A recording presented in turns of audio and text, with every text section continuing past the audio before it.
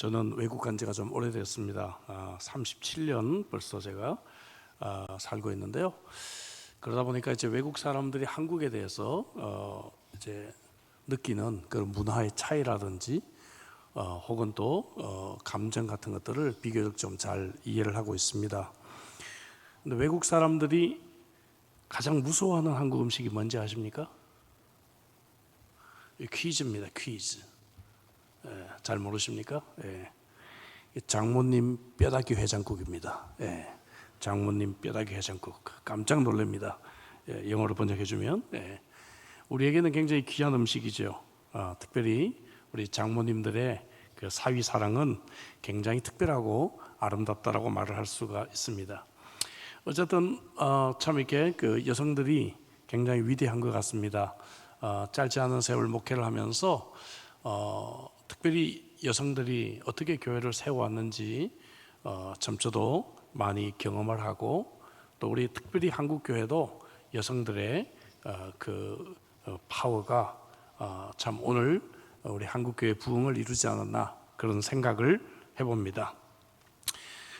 특별히 이게 그 신앙생활을 하면서 느끼는 것은 여성들에게 하나님이 역경을 이겨나가는 DNA를 남성들보다 더 많이 주시지 않았나 그런 생각을 해봅니다. 막상 어려운 일을 만나면 남자들은 자꾸 이렇게 의기소침하고 뒷걸음질 치는 경우들을 보는데, 여성들은 담대하게 그 역경을 맞서서 승리하는 모습들을 보게 됩니다. 저와 여러분들이 읽은 오늘 이 본문은 성탄절 때 주로 많이 읽게 되는 말씀입니다. 성탄절이 되면 우리는 동방박사 세 사람 이야기를 참 많이 하죠. 동방박사가 영어로는 Three Wise Men 이렇게 표현을 하는데요.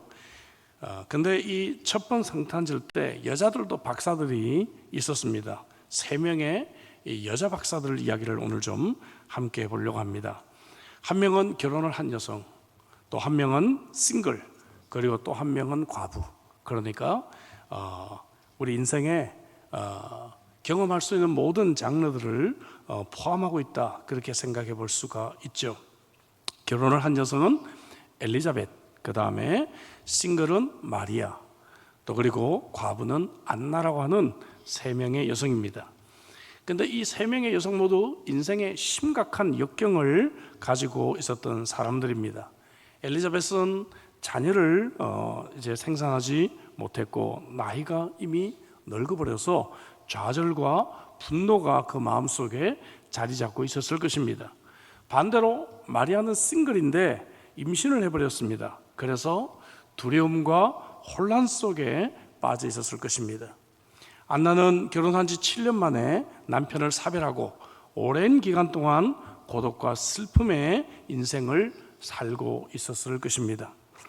그런데 이 3명의 여성 모두 인생의 이러한 역경을 모두 극복한 하나님의 은혜를 체험하게 됩니다.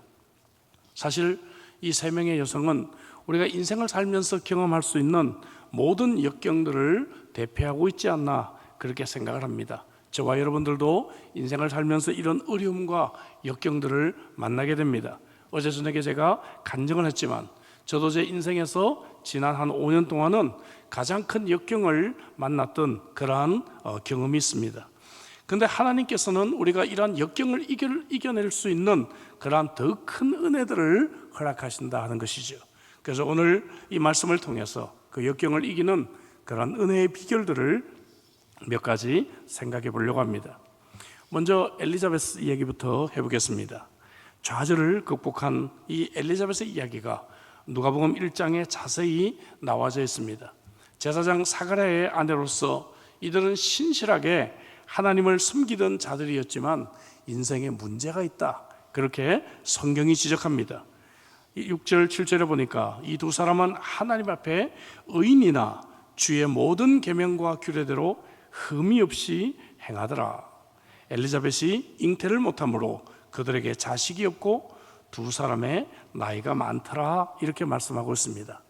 여러분, 하나님 앞에 의인이었고 모든 말씀을 잘 지켜 순종하는 사람이었더라 라고 하면, 그러면은 인생이 술술 풀려야 되겠죠. 인생은 늘 정말 성공의 연속이 되어야 될 거라고 우리는 생각합니다. 그러나 오늘 여기 보니까 이런 사람이지만 그럼에도 불구하고 인생에 큰 어려움이 있었다 하는 것이죠. 영어 성경으로 보니까 그들은 하나님을 기쁘시게 하는 인생이었다, 이렇게 번역을 하고 있습니다. 여러분, 우리가 이렇게 하나님의 기뻐하심을 입은, 이렇게 인정받은 인생, 와, 이거 얼마나 대단할까요? 여러분, 근데 이 여성에게 평생의 가슴에 큰 그러한 아픔이 있었습니다. 자녀를 낳지 못했다는 것이죠. 오늘날처럼 여러분 출산율이 굉장히 급격히 줄어든 문화에서는 이해가 잘 되지 않는 말씀이지만, 그 당시에는 여성이 자녀를 생산하지 못한다는 것은 인생에 가치가 없는 그러한 인생으로 그렇게 치부가 되었습니다.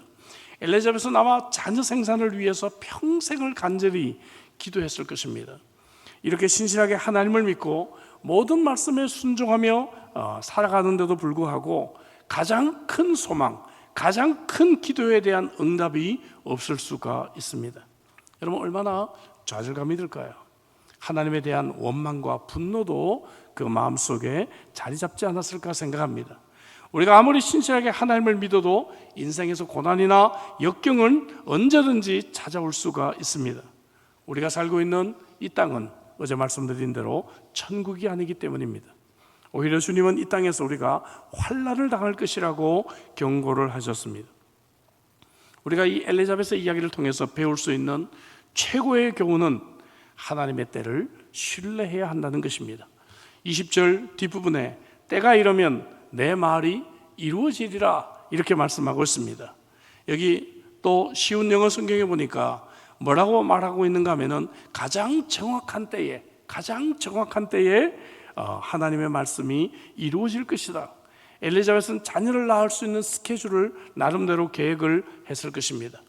그러나 하나님의 타이밍은 따로 있었고 그때까지 인내하며 기다려야 했던 것입니다. 여러분, 엘리자벳이 낳은 아기가 누구죠? 세례 요한입니다. 세례 요한은 예수님보다 6개월 먼저 태어나서 예수님의 공생애를 준비하는 사명이 있는 인생이었습니다. 만약에 엘리자벳이 가졌던 스케줄처럼 나는 결혼하고 난 뒤에 몇 년 뒤에 아기를 가질 거야, 그래서 이 아기를 어떻게 키울 거야 라고 스케줄을 그들이 계획한 대로 했다면, 10년, 5년 일찍 태어났다면 그냥 이름도 없는 무명의 평범한 아기에 불과했을 것입니다. 그러나 세례 요한은 역사에 남고 성경에 남는 위대한 인물로 하나님께 쓰임을 받게 됩니다. 세례 요한의 인생을 계획하신 하나님의 섭리를 깨닫고 엘리자벳은 마침내 하나님의 그 타이밍을 이해하고 신뢰하게 되었다는 것입니다. 또한 엘리자벳을 통해서 우리는 포기하지 않는 기도를 배울 수 있습니다.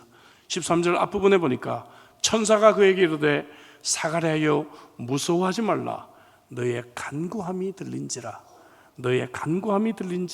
했는데, 어떤 다른 번역을 보니까 너의 끊임없는 기도가 들려졌다. 끊임없는 기도가. 엘리자벳과 여러분 사가랴는 낙심이 되고 희망이 사라지는 것 같았지만 포기하지 않고 기도를 멈추지 않았다는 것을 보게 됩니다. 저와 여러분들도 평생 기도하고 있는 것이 있을 수가 있습니다.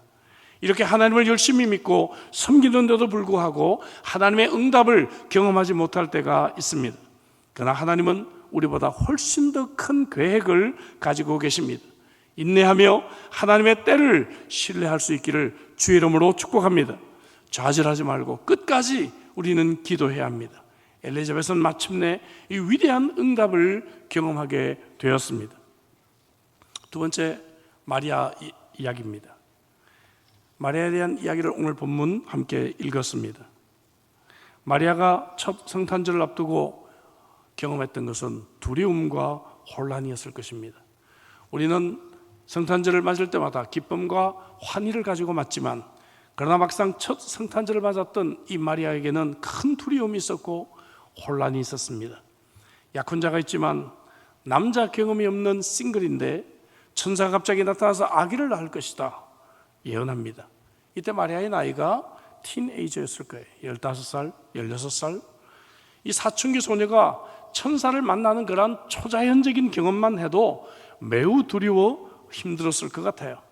29절에 마리아가 놀랐다, 그런 표현을 읽게 됩니다.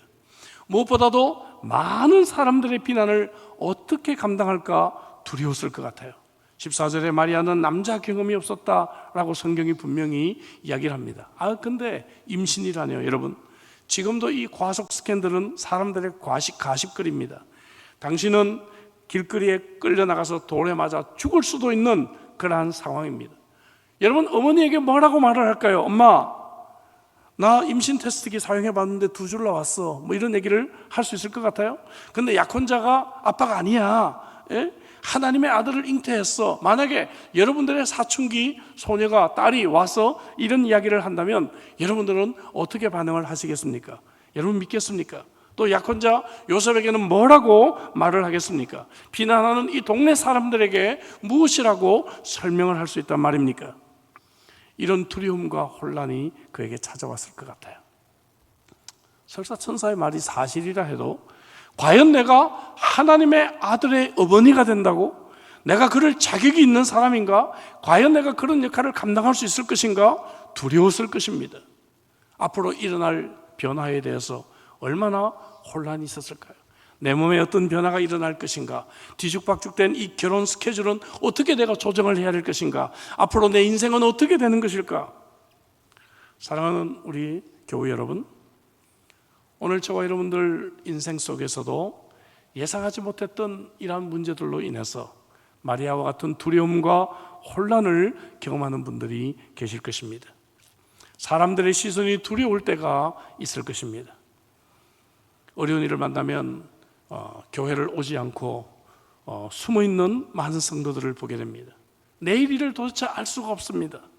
어떻게 하루하루를 살아가야 할지 막막할 때가 있습니다. 여러분, 어떻게 해야 할까요? 마리아를 통해서 우리가 무엇을 배울 수가 있을까요? 그것은 무엇보다도 하나님의 뜻을 수용하는 것을 배울 수 있어야 합니다. 37절에 하나님의 모든 말씀은 능하지 못하심이 없느니라 라고 말씀하고 있습니다.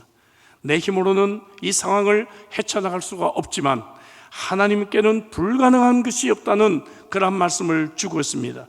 하나님이 정말 나를 사랑하시고 내 인생을 계획하고 계시고 나와 함께하고 계신다면 그 어떤 상황을 내가 만난다 할지라도 나는 이 상황을 헤쳐나갈 수 있을 것이라고 하는 믿음이 우리들에게 필요한 것입니다. 그래서 38절에 마리아가 이르되 주여, 주의 여종이오니 말씀대로 내게 이루어지이다. 말씀대로 내게 이루어지이다.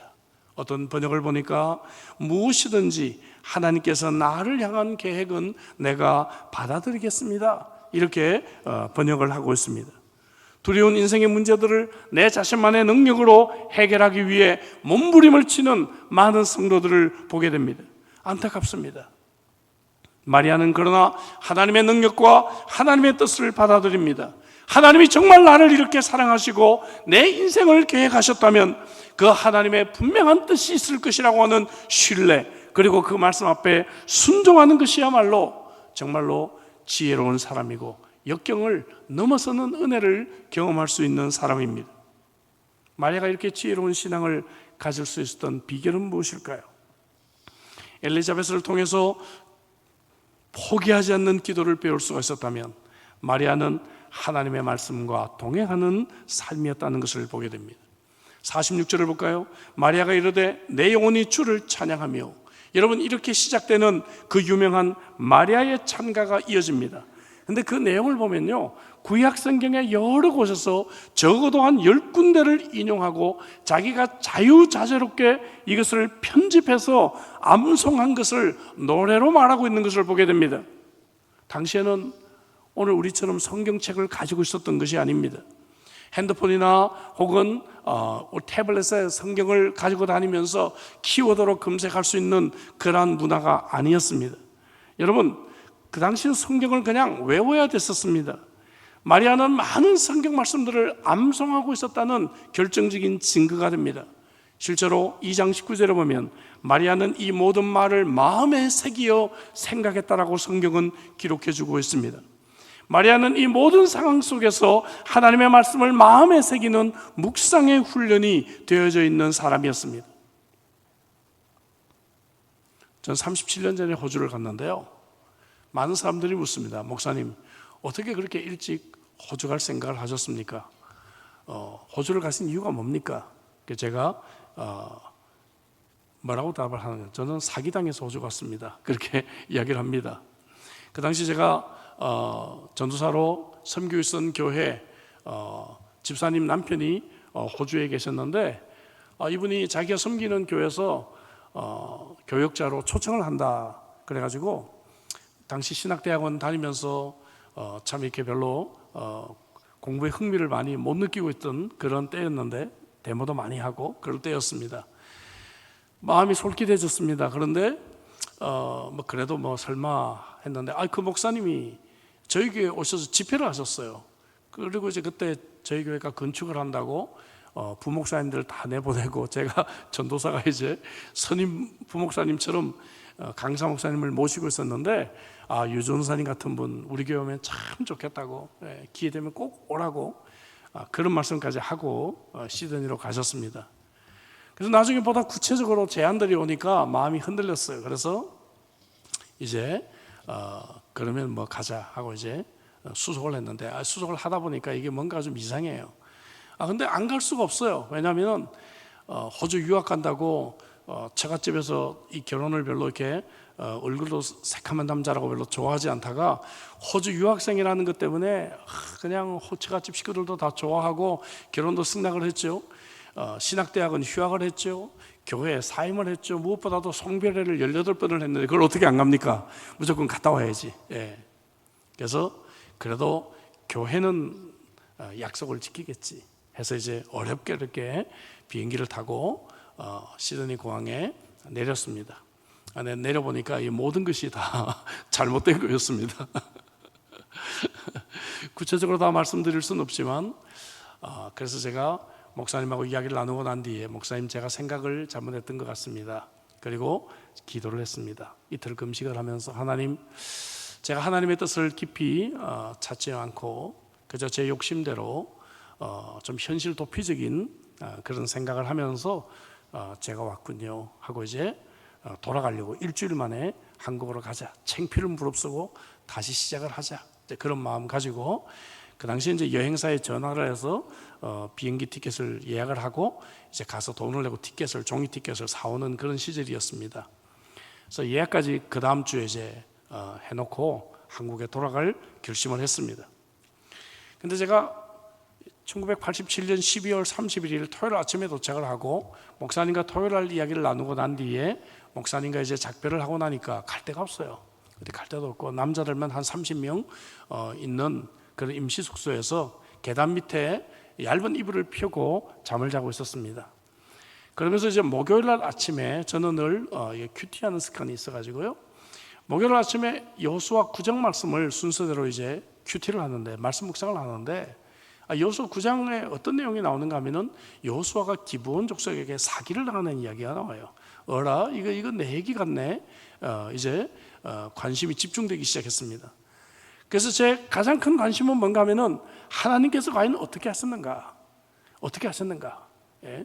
정말 이 사기당한 거 원점으로 돌리셨는가? 아니면은 그 이후에 하나님께서 차선책으로 은혜를 베푸셨는가? 보니까 하나님께서 기브온 족속을 죽이지 않고 제단을 섬기는 종으로 삼으시면서 그 상황 속에서 하나님께서 새로운 은혜를 주시는 것을 묵상하게 되었어요. 그 말씀을 붙잡았습니다. 그리고 제가 어차피 그곳에서 사역하면서 유학하려고 하는 마음이 있었고 그리고 장로교 신학교하고도 이미 팩스로 한번 이제 입학에 대한 의사가 전달이 되어져 있는 상황이니까 하나님께서 만약에 나를 학교에 바로 공부할 수 있도록 허락해 주신다면 내가 지금이라도 회개하고 하나님의 뜻을 여기서 찾는다면 하나님께서 내게 은혜를 베푸시지 않을까 그런 간절한 마음 가지고 인터뷰를 했는데 기적적으로 입학이 허락이 되었습니다. 그래서 제가 아내에게 장문의 편지를 써서 결혼한 지 한 달 반 만에 아내를 친정집에 돌려보내고 그때는 같이 갈 수가 없는 시대였습니다. 한 학기를 기다려달라 손편지를 써서 보내고 한 학기를 공부하면서 호주에 정착을 해서 지금까지 이제 7년을 살아가고 있습니다. 사랑하는 성도 여러분, 역경을 만났을 때 우리가 하나님의 말씀이 우리를 인도하는 줄로 믿습니다. 말씀 묵상, 말씀과 항상 동행하는 삶을 살아야 합니다. 우리 대림교회도 제자 훈련하는 교회죠. 저는 우리나라 와서 제자훈련하는 교회들만 대개 방문을 하고 있는 것 같아요. 제자훈련하는 교회는 하나님의 말씀을 사랑하는 성도들입니다. 엘리베이터를 탔는데요, 함께 탄 호주 사람이 자꾸 방구를 낍니다. 견디다 못해서 방구 좀 끼지 말라, 이 영어로 하고 싶은데 뭐라고 했는지 아십니까? 돈가스. 예. 이게 뭡니까? 좀 배워야지. 그죠? 신앙생활 수십 년 하면서 아직까지 이런 수준에 머물러 있는 많은 성도들을 보게 됩니다. 여러분, 교회가 제자훈련을 하는 이유가 바로 여기에 있죠. 하나님의 말씀과 동행하는 사람은 두려움에 사로잡혀 인생을 살지 않습니다. 사랑하는 성도 여러분, 여러분들 마음속에 두려움이 있습니까? 한국 정치, 경제 상황, 여러분 분노와 혼란에 사로잡혀 인생을 우리가 살고 있지는 않습니까? 마리아와 같이 하나님의 말씀과 동행하시기를 주의 이름으로 축복합니다. 그렇다고 한다면 우리는 두려움 속에서도 마리아처럼 찬가를 부르며 승리할 수 있는 은혜를 하나님이 주실 줄로 믿습니다. 세 번째는 안나 이야기입니다. 안나는 결혼 후 남편과 불과 7년을 살고 사별한 과부였습니다. 평생 그녀의 가슴에 이 슬픔과 그리고 아픔이 짓누르었을 것 같아요. 그런데 이것을 극복한 여성이었습니다. 오늘도 우리 인생을 살아가면서 슬픔 속에서 살아가고 있는 많은 인생들을 보게 됩니다. 요셉과 마리아가 아기 예수님을 율법에 따라 정결의식을 거행하기 위해 예루살렘 성전으로 향합니다. 그곳에서 시므온이라고 하는 사람을 만나 축복을 받게 된 후 안나도 만나게 되는 이야기가 기록되어져 있습니다. 누가복음 2장 36절 37절 앞부분입니다. 또 아셀 지파 바누엘의 딸 안나라 하는 선지자가 있어 나이가 매우 많았더라. 그가 결혼한 후 7해 동안 남편과 함께 살다가 과부가 되고 84세가 되었더라 합니다. 말씀드린 대로 당시 여성들의 결혼 정년기가 대략 15세, 16세 정도였기에 안나의 나이가 84세라고 한다면 여러분 정말 70년 정도를 과부로 살았을 것입니다. 어린 나이에 남편을 잃고 얼마나 큰 상실을 느끼고 고독함으로 이 많은 세월들을 살아왔겠습니까? 인생을 살면서 이런 슬픔을 겪는 분들이 참 많이 있습니다. 그런데 안나는 그런 고독과 슬픔을 극복한 지혜로운 여성이었습니다. 어떻게 해요? 그는 성전 중심의 삶을 통해 이겨나갔습니다. 37절 뒷부분 볼까요? 이 사람이 성전을 떠나지 아니하고 주야로 금식하며 기도함으로 섬기더니 이렇게 말하고 있습니다.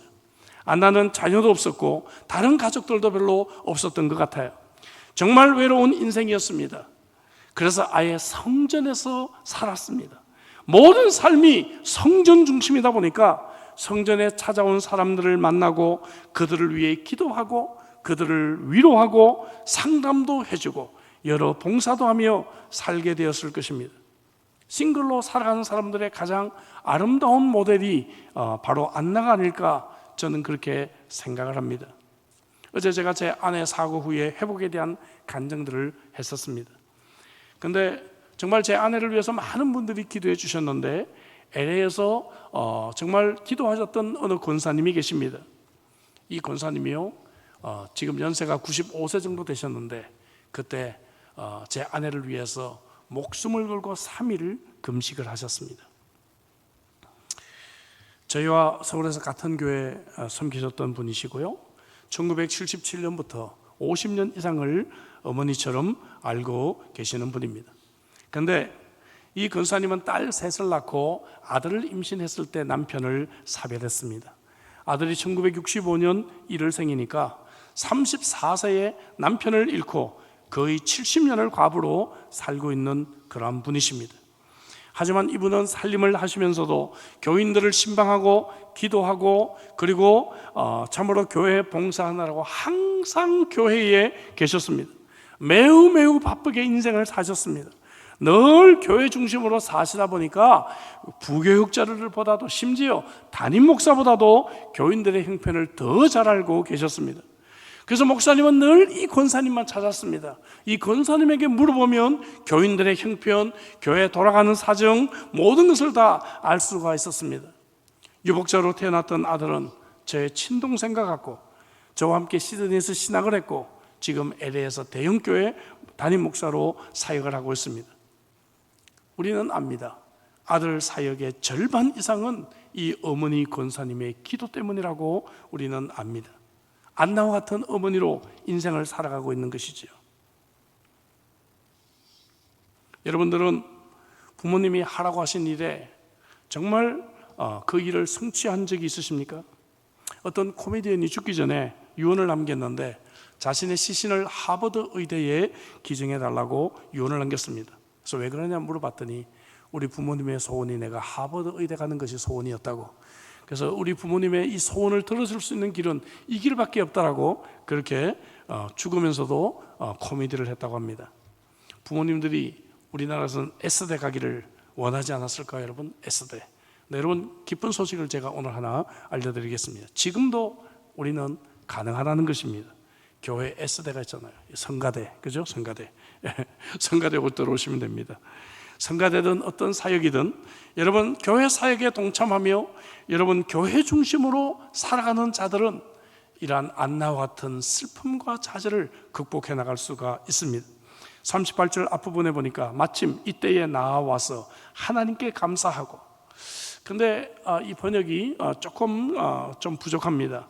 보다 의미 있게 번역한 성경들을 보니까 특별히 어느 영어 성경이 이 동사를 강조해서 번역한 성경이 있습니다. 여기 그 부분만 읽어보면 에나가 뭡니까? walked by, 지나가다가, 그리고 또 post to listen, 잠시 멈춰서서 하는 얘기를 듣고, joined in praying, 뭡니까? 기도에 동참했고, thanks to God, 하나님께 감사했다. 참 멋진 표현이에요. 지나가다가 멈추어서서 들었고, 뭘 들어요? 시몬이 아기 예수를 축복하는 이야기를 들었고, 그래서 그 기도에 함께 동참하게 되고 구세주를 보내주심에 하나님께 감사했다 하는 것이죠. 성전 중심의 삶을 살아가는 자들에게는 이러한 특권이 있는 것입니다. 이러한 축복이 있는 것입니다. 하나님께서 지금 어떤 역사를 이루고 계시는지, 하나님께서 어떤 은혜를 이 공동체에 주고 계시는지를 경험할 수 있는 축복이 있는 것입니다. 안나는 구세주요 세상의 왕이신 아기 예수님을 만나는 큰 행운을 갖게 되었습니다.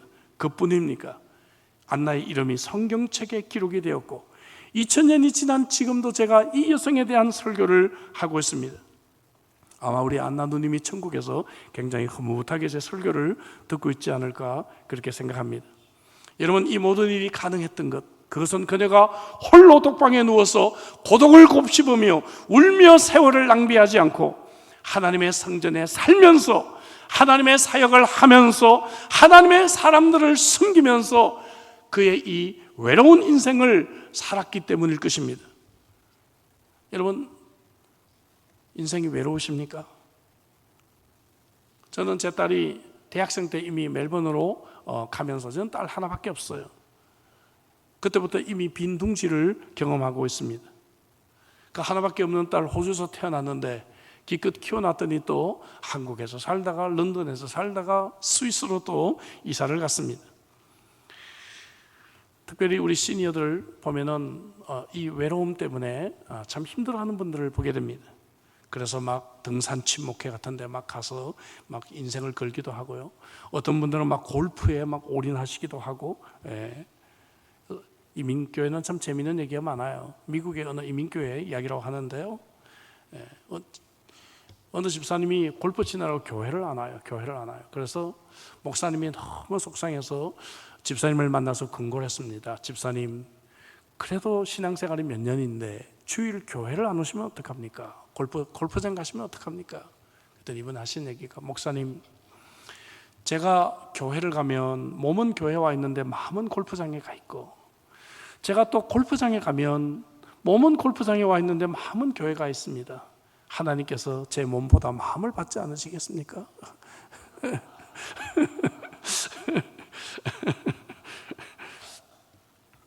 골프로 참 이렇게 인생을 올인하는 분들도 계십니다. 시니어 생활 어떻게 하십니까? 여러분, 외로운 삶을 어떻게 살아가고 계십니까? 슬픔이 있습니까? 여러분, 성전 중심, 교회 중심의 삶을 사시기를 주의 이름으로 축복합니다. 사역을 하시기 바랍니다. 사람을 섬겨보시길 바랍니다. 나아가 안나는 보다 적극적으로 복음을 전하는 사명을 감당하기 위해 열심히 살았던 사람이에요. 이 짧은 구절이지만 우리는 참 많은 것들을 볼 수 있어요. 38절 뒷부분 볼까요? 예루살렘의 속량을 바라는 모든 사람에게 그에 대하여 말하니라, 이렇게 성경은 말하고 있습니다.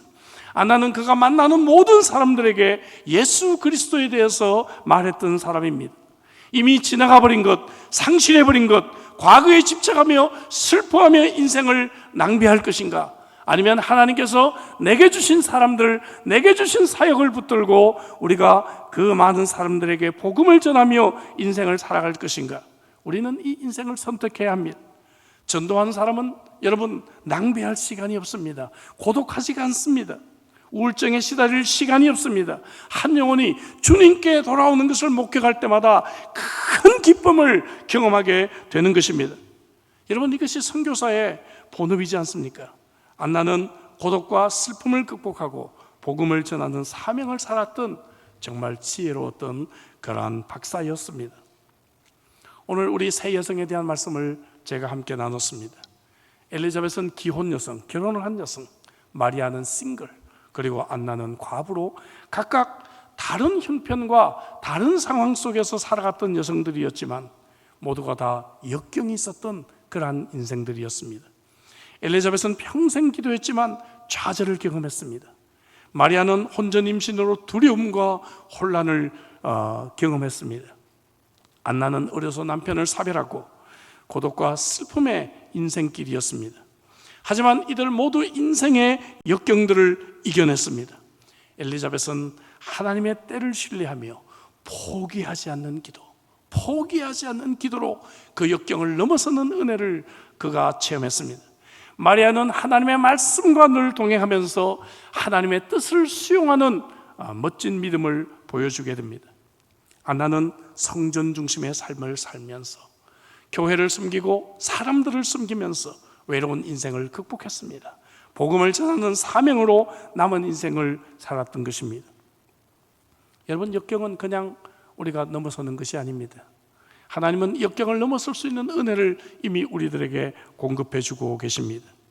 하나님의 이 은혜를 우리는 붙잡을 수 있을 때 우리가 인생길에서 만나는 어떠한 역경이라도 우리는 넘어설 수가 있는 것입니다. 이것을 오늘 본문에서는 하나님의 긍휼이라는 단어로 표현을 합니다. 58절에 엘리자벳을 향해서 친척들이 주께서 그를 크게 긍휼히 여기심을 듣고 함께 즐거워하더라. 마리아의 기도도 찬가 50절에 보니까 긍휼하심이 두려워하는 자에게 대대로 이르는도다, 이렇게 표현합니다. 긍휼이라는 단어, 원래 히브리어로 라켐이라고 하는 단어입니다. 이 말은 여성의 자궁을 의미하는 단어입니다.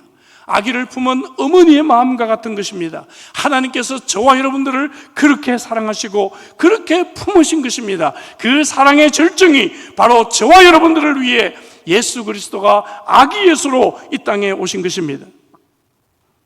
우리가 이 사랑 때문에 하나님의 자녀가 되었습니다. 우리 모두는 이 긍휼하심을 입은 자들입니다. 이 큰 은혜를 경험한 자들입니다. 엘리자벳과 같이, 마리아와 같이, 안나와 같이 하나님의 은혜를 우리는 입은 자들입니다.